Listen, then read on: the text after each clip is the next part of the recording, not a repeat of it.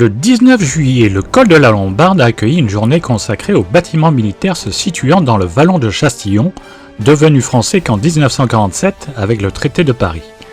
Un parcours historique à la découverte des fortifications de la frontière franco-italienne entre patrimoine militaire, paysage d'altitude et devoir de mémoire.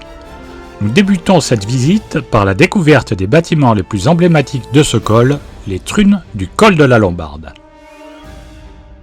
De fait, l'Italie, très insatisfaite, en 1882, va rentrer dans la Triple Alliance aux côtés de l'Allemagne, Autriche, Hongrie. Vous voyez, les jeux sont faits. Donc on peut supposer que les aménagements des trunes, donc ces abris maçonnés qu'on a là, sont construits au moment de la création des Alpini 1892 et cette période jusqu'en 1880 de début du XXe siècle. Donc plutôt fin 19e, dans les années 1880. Donc l'agencement des trunes, là vous avez d'abord une importante trune qui est une trune double que vous pouvez voir et puis se succèdent également trois autres trunes ici. En face on en avait donc 6, d'accord. La capacité initiale était prévue pour 220 hommes. La plupart du temps ça a été une 150aine d'hommes. Là au niveau du Barnum, on a l'emplacement d'une cuisine provisoire. Donc en fait, vous avez une disposition de ce type-là. D'accord ? Vous voyez ?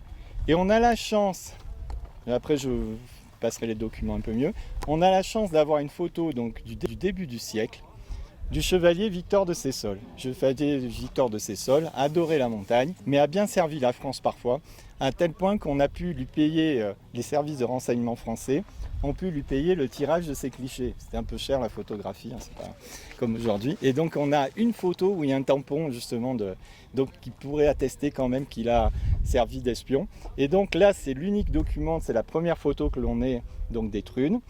On les voit, certaines peuvent avoir une couverture de pierre plate, en l'occurrence c'est celle-ci, voilà. Et les autres, par contre, je vais vous faire passer le dessin, étaient couvertes d'une double toiture, donc en planche, en complément de la voûte. Donc on a finalement des conditions qui sont difficiles, mais pour une période relativement réduite, c'est-à-dire que l'occupation du col par la troupe se fait de mai à septembre. Les troupes, comme je vous l'ai dit, sont spécialisées. Ce site-là donc, va se militariser de plus en plus. Alors pourquoi ? Avec l'arrivée de Mussolini au pouvoir. Donc avec l'arrivée de Mussolini au pouvoir, on va avoir des tensions beaucoup plus accentuées et Mussolini revendique la Corse, la Sardaigne et Malte et les Alpes-Maritimes et le comté de Nice. Donc dès 1924, on va commencer à avoir des aménagements fortifiés pour ceux qui connaissent dans la vallée de la Roya et plus particulièrement à Saint-Dalmas-de-Tendre.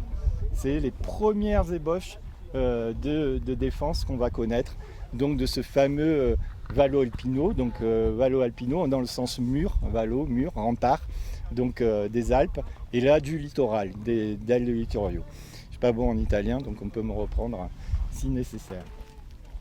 Et donc ça va se mettre en place de manière très très ponctuelle, et de manière d'autant plus accentuée à partir de 1930.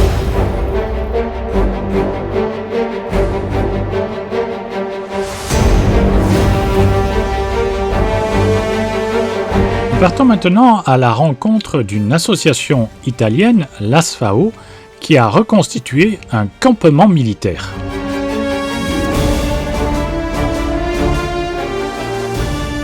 Daniele, alors c'est quoi ce campement ? Questo è un accampamento della Guardia della Frontiera, il corpo che praticamente presidiava le opere del Vallo Alpino. Abbiamo fatto questo piccolo campo per far vedere appunto al pubblico la vita del soldato italiano. Alors, tu me disais tout à l'heure que les Italiens, ça a été les premiers à faire des toiles en camouflage. Sì, questo qua è il classico telo tenda modello 29, è stato diciamo uno dei primi sistemi di mascaramento a mimetismo praticamente. Le campement se trouvait ici, à l'origine ? No, qua non c'era nessun accampamento e per quello che ne sappiamo e gli accampamenti erano messi in zone un pochettino più riparate. Alors, l'autre truc qu'on voit, c'est le drapeau, il est différent du drapeau italien aujourd'hui. Sì, perché questo qui era ancora con lo stemma dei Savoia, perché l'esercito era il Regio Esercito, perciò questo qua era ancora la bandiera che c'era all'epoca durante la guerra. Les soldats italiens campaient souvent sous des tentes? Ma di solito si appoggiava alle caserme, perché di solito la GAF stava all'interno di caserme, però durante eventualmente la mobilitazione potevano utilizzare queste tende qua. Queste erano delle tende dove ci stavano 4 soldati all'interno. Merci. Bene, grazie.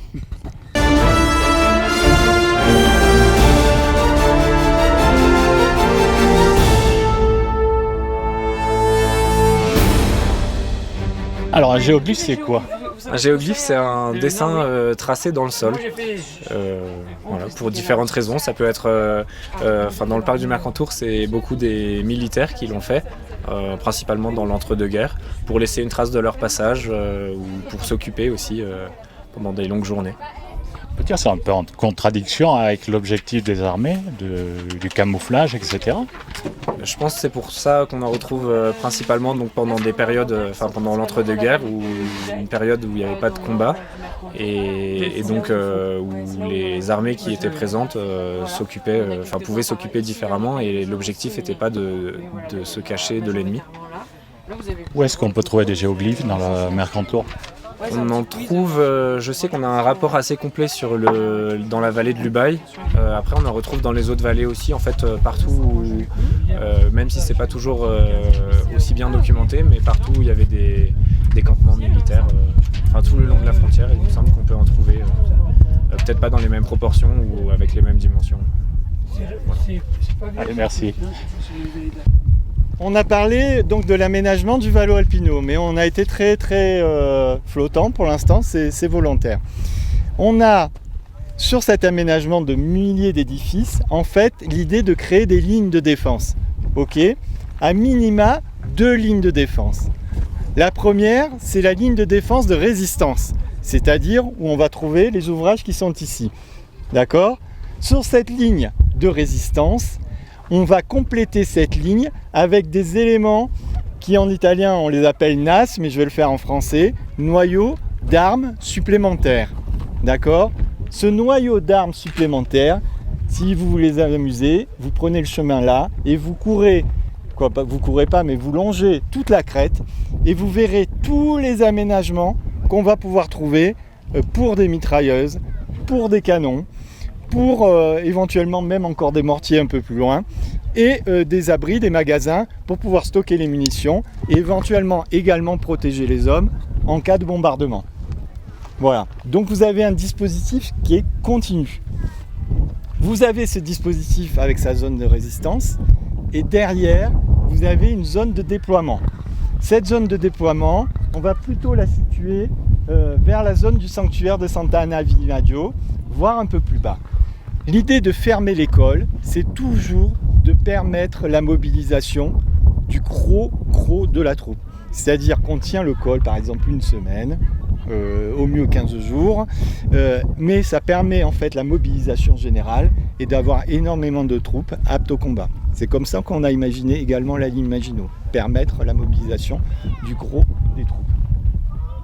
Donc, ces aménagements, ces zones de déploiement, donc plutôt en arrière, avec des canons beaucoup plus importants. C'est-à-dire que là, vous voyez sur cette montagne, vous voyez 3 petits tétons là en haut, j'y suis pas allé, mais potentiellement c'est des emplacements pour de la batterie, donc des canons de 75 et 100 mm.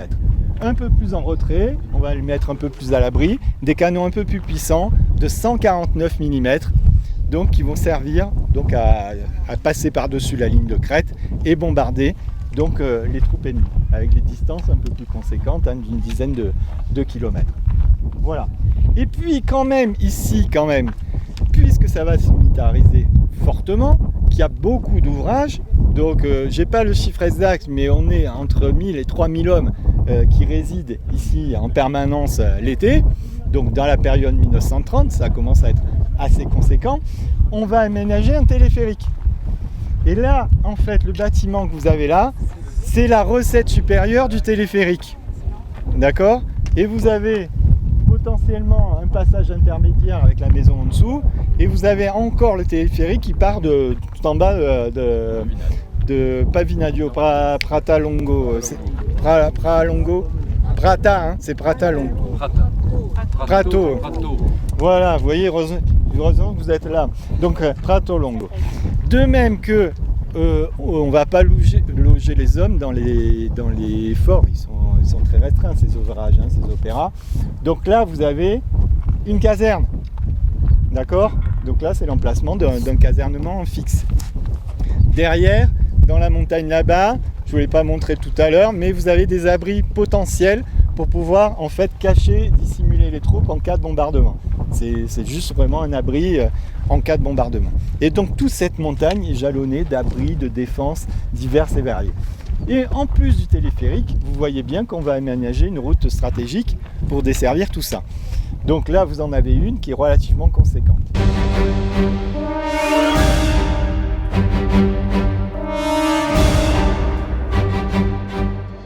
Donc on est ici donc sur la zone de résistance. Vous voyez l'organisation de ces ouvrages. Vous en avez un en face, hein, que vous allez pouvoir visiter tout seul tout à l'heure, puisqu'à l'intérieur il y a une animation. Donc là je ne vais pas vous accompagner, mais vous allez pouvoir y aller. Déjà d'une part, cet ouvrage en face s'appelle le 175 bis. D'accord ? Ici on est au 175 terre. Il vous manque quoi ? Un 175. Un 175 tout court, on est bien d'accord. Et bien en fait, selon ma proposition, vous voyez la piste qui longe derrière le bis, Oui. et vous la continuez jusqu'au bout et vous avez un début de plateforme là-bas au fond. Donc potentiellement, c'était le projet d'établir le 175 là-bas au bout de la piste. Et c'est assez compréhensible parce qu'il est vraiment dans l'axe pour prendre l'enfilade, vous voyez, qui vient là-bas. Donc malheureusement, il n'a pas été construit. Alors, justement, ça m'amène au programme donc lancé par Mussolini, qui va se faire en plusieurs étapes. On va avoir donc une première période qui est 1931, où on essaie quand même de construire des ouvrages importants, mais on se rend compte rapidement qu'on n'y arrivera pas. Donc on fait une deuxième circulaire, 1938, avec des ouvrages un peu moins compliqués. Et donc en l'occurrence, l'ouvrage que l'on a là-bas, en fait c'est des ouvrages dits monoblocs. Vous voyez ce que je veux dire ? Donc c'est un seul bloc de combat qui sert à tout, hein, presque.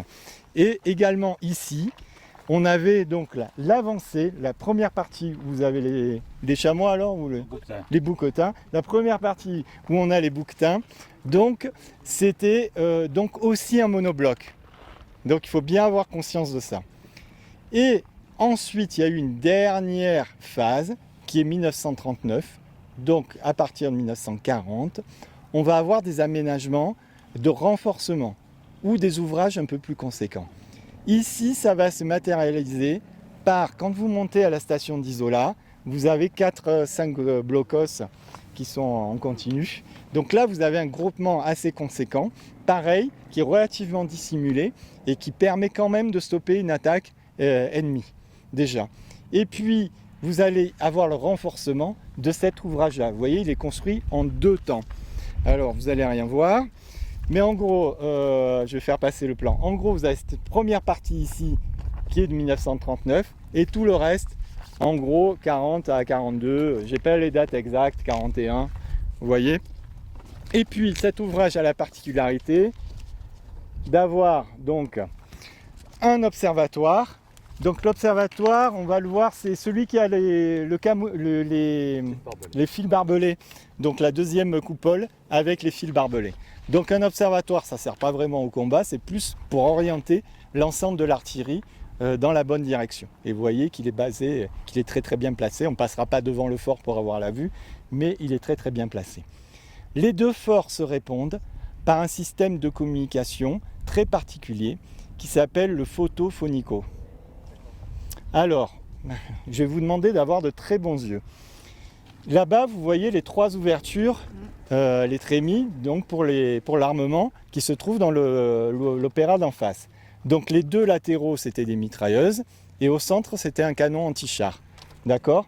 Et ensuite, là, à l'angle, vous avez quelqu'un en vert là, qui est en train de passer, qui marche, et après vous avez pile poil un autre en vert.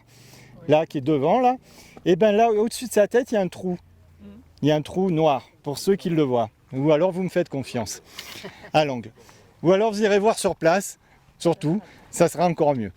Et donc, on a, parce que ici, il a été dissimulé par une animation, donc on a en fait un axe de communication entre les deux forts. Cet axe de communication, il se matérialise au sein de l'ouvrage par déjà ce double tube qui traverse l'ouvrage. D'accord ? Hein ? Voilà. Ça se matérialise comme ça. Le système de fonctionnement, c'est plutôt... Là, c'est en extérieur, mais je vais vous expliquer parce que vous allez avoir du mal à comprendre. Alors, c'est très ingénieux. C'est un prototype lancé par Graham Bell en 1880, mais qui va en fait être utilisé, amélioré légèrement pendant la Seconde Guerre mondiale et qui va être repris pendant la Deuxième Guerre mondiale. L'idée, c'est quoi ? Vous parlez dans un micro, votre voix se transforme en ondulation électrique, les ondulations électriques se transforment en ondulations de lumière, d'accord ?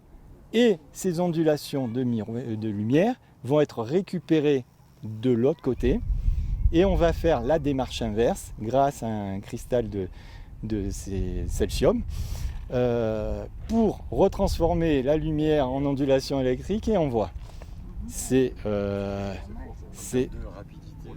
Voilà. Alors en termes de rapidité, en termes de distance, ça a un intérêt parce que ça peut fonctionner de nuit, donc d'autant mieux. Ça a une capacité de 1 km, on va dire, en journée, et ça peut aller jusqu'à 10 de nuit. Voilà. Donc c'est un dispositif qui est presque installé dans un certain nombre d'ouvrages. Je ne sais pas s'il y a eu l'appareil, mais disons, il a été anticipé pour un certain nombre d'ouvrages du Vallo Alpino. Voilà.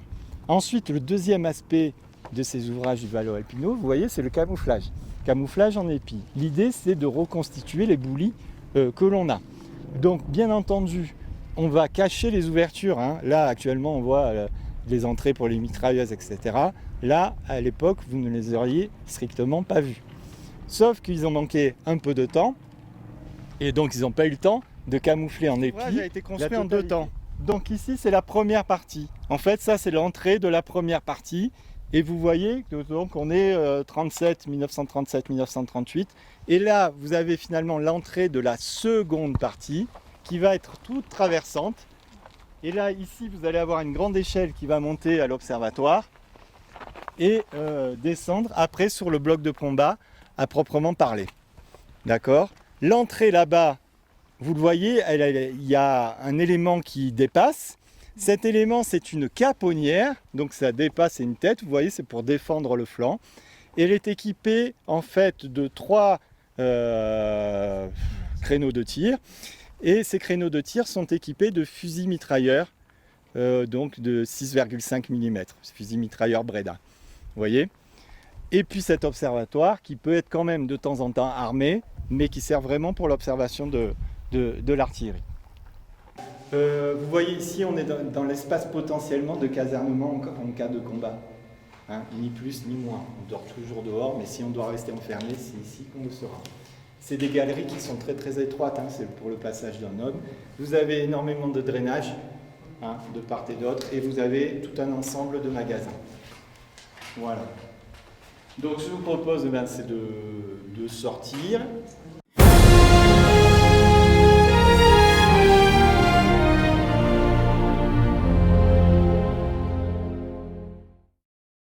Donc, vous vous occupez du déminage, c'est ça ? Oui, bonjour, oui, Étienne Berthelin, je suis chef du centre de déminage de Nice et nous opérons sur toutes les Alpes-Maritimes et de temps en temps pour le parc lorsqu'il y a des découvertes de munitions.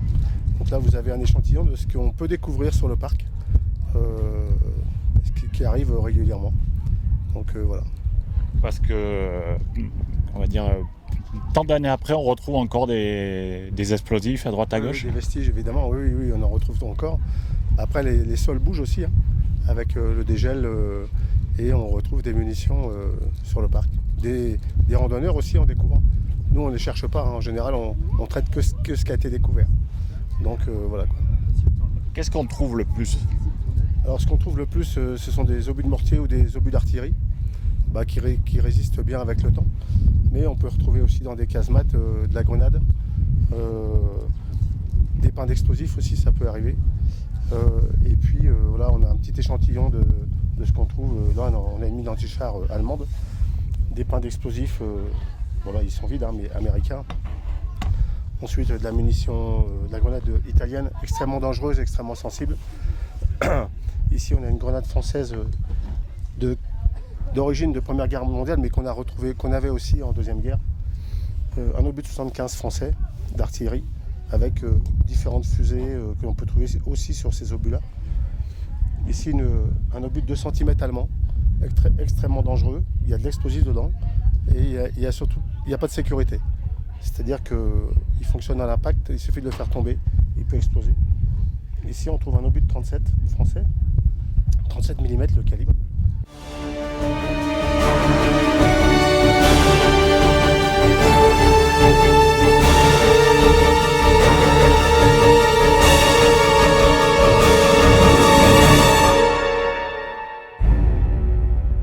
Donc là, on est sur un ouvrage du Valo Alpino type monobloc. Donc ça va être beaucoup plus compact que ce que vous avez vu tout à l'heure. Donc c'est un énorme bloc de béton en fait, hein, avec 3 embrasures de tir qui avaient la même vocation que l'ouvrage en face, donc de bloquer le col de la Lombarde en deuxième ligne, parce qu'il y a une autre ligne d'ouvrage qui est en face, là, sur la ligne de crête, et en cas donc d'invasion française. Voilà. Les ouvrages du Valo Alpine, leur fonctionnement, il est totalement différent de la ligne Maginot. En fait, les soldats ne vivaient pas à l'intérieur en permanence. Les soldats étaient dans des casernes qui sont un peu plus de l'autre côté, donc moins exposés. Et en fait, les soldats étaient remisés dans les casernes et en cas d'attaque ou de risque d'attaque, on leur disait de venir investir les ouvrages. Et dans les ouvrages, on retrouvait des infrastructures en place en permanence, donc les lits, les supports d'armes. Et les soldats arrivaient avec tout l'armement, les munitions, leurs réserves et tout leur pactage qui leur servait à pouvoir vivre dans les ouvrages. Donc ici, il y avait une douzaine d'hommes, plus ou moins, puisqu'il y a 3 postes de tir.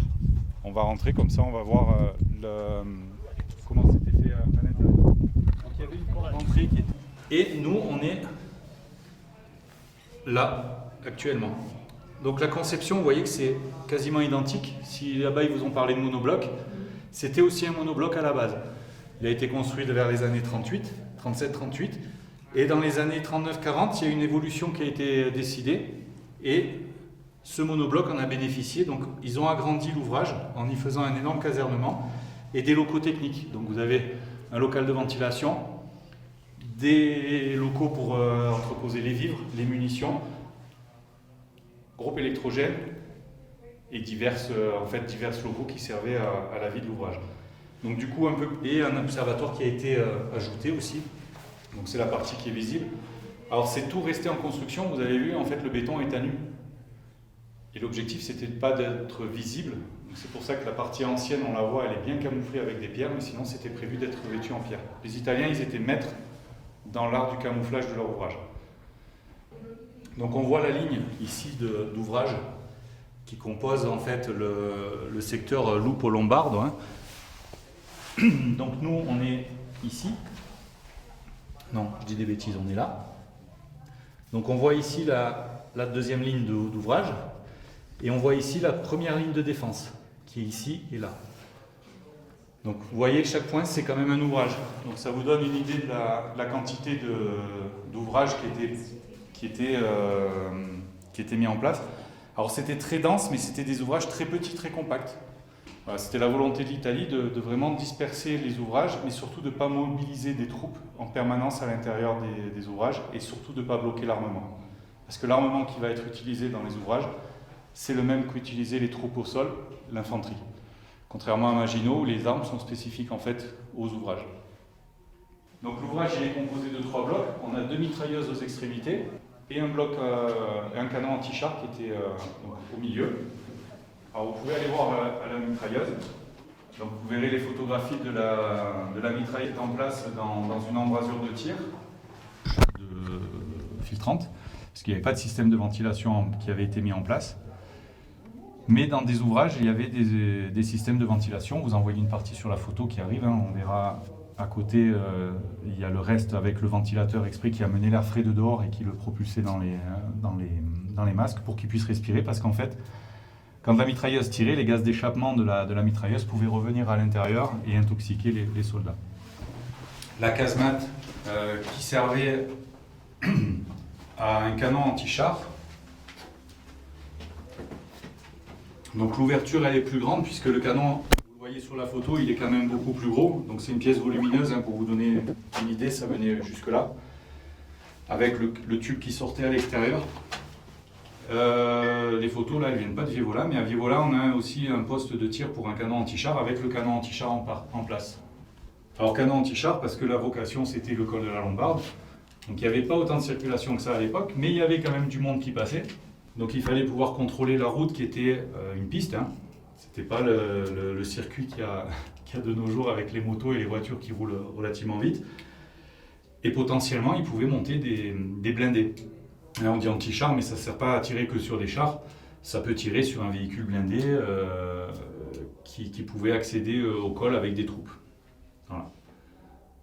Donc le champ de tir, vous le voyez, hein, il est très large. La portée, elle est relativement longue, puisque ça peut tirer, il me semble, jusqu'à un peu plus d'1 kilomètre aussi, avec très précisément. Donc 1 kilomètre, c'est presque le bas du col. Hein. Voilà. Bon, après, on ne cherche pas à tirer à 1 kilomètre. Hein. En général, c'est stoppé avant et c'est pris là au bord de la route. Donc là, pareil, 3 soldats avec des masques à gaz. Un système de ventilation qui n'était pas en place, mais qui a potentiellement été pensé à ajouter parce qu'on va retrouver les attaches. On a retrouvé les mêmes dans d'autres bunkers qui étaient équipés de systèmes de ventilation. Donc c'est possible qu'en fait, pendant la construction, des fois ils évoluaient selon le terrain qu'ils trouvaient, selon l'axe, ils voyaient, ils disaient on va décaler légèrement. Hein, il y avait une circulaire qui disait il faut que ça soit construit comme ça, mais après chaque officier de l'état-major qui surveillait les travaux pouvait modifier à sa convenance la construction des ouvrages.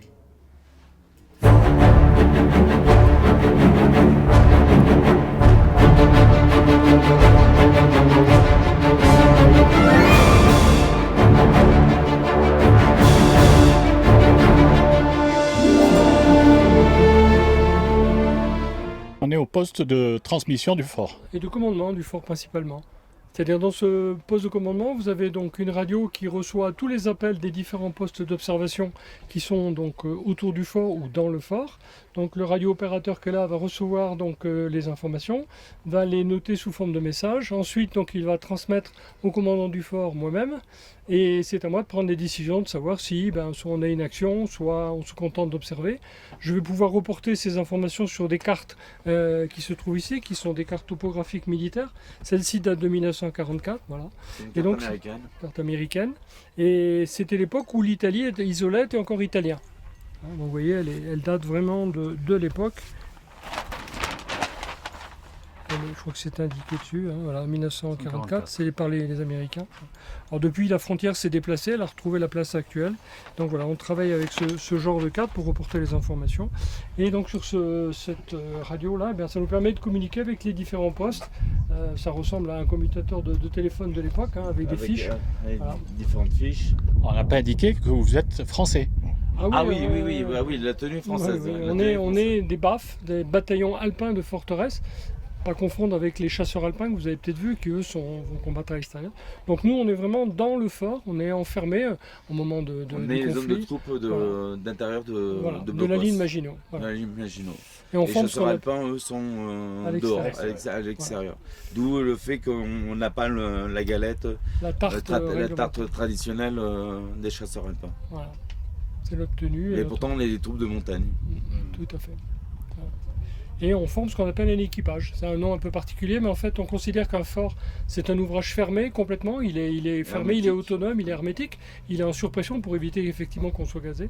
Donc à l'intérieur, c'est comme un sous-marin. On est un équipage. Les bataillons de chasseurs alpins sont formés en équipage de fort. Une appellation un peu particulière.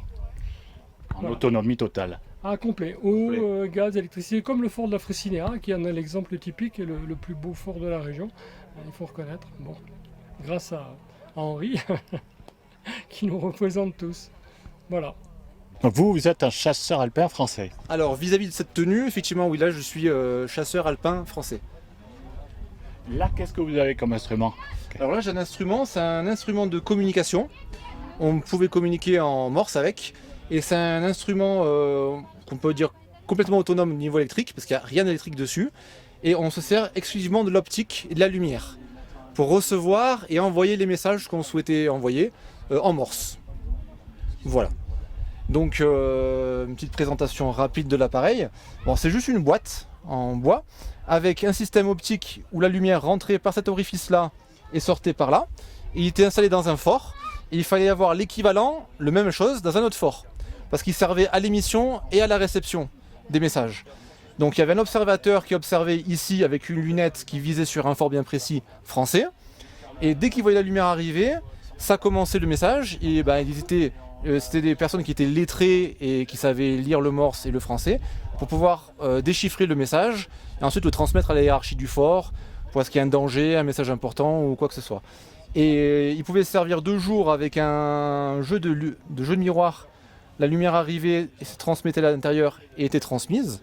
Il y avait ici le bouton pour occulter ou libérer un espace à l'intérieur et laisser passer la lumière ou pas.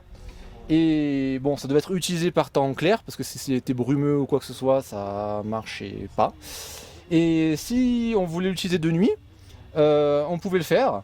On ouvrait l'appareil, hop, on y glissait une lampe à huile avec le pétrole à l'intérieur, une mèche, on y mettait le feu, ça brûlait et faisait de la lumière, un miroir qui renvoyait la lumière, on dirigeait, c'est ça. Hop, bon, je vais le mettre comme ça, peut-être c'est mieux. Hop, voilà. Bon, on le fermait bien évidemment. La lumière était renvoyée sur le miroir, passait à travers les optiques, et on pouvait communiquer comme ça au fort d'en face. Et ensuite, on pouvait communiquer de fort en fort, mais on pouvait que communiquer d'un fort à un autre. Et tout droit. On ne pouvait pas envoyer le message dans n'importe quel sens. Ça devait être précis et bien dirigé en fait. Donc c'est un peu l'inconvénient. Voilà. Et si l'ennemi interceptait le message et qu'il savait lire le morse, il pouvait déchiffrer. Alors peut-être c'était codé, ça je peux pas vous dire, mais et ça c'est optique, donc pas d'électricité, mais il faut qu'il fasse beau pour l'utiliser.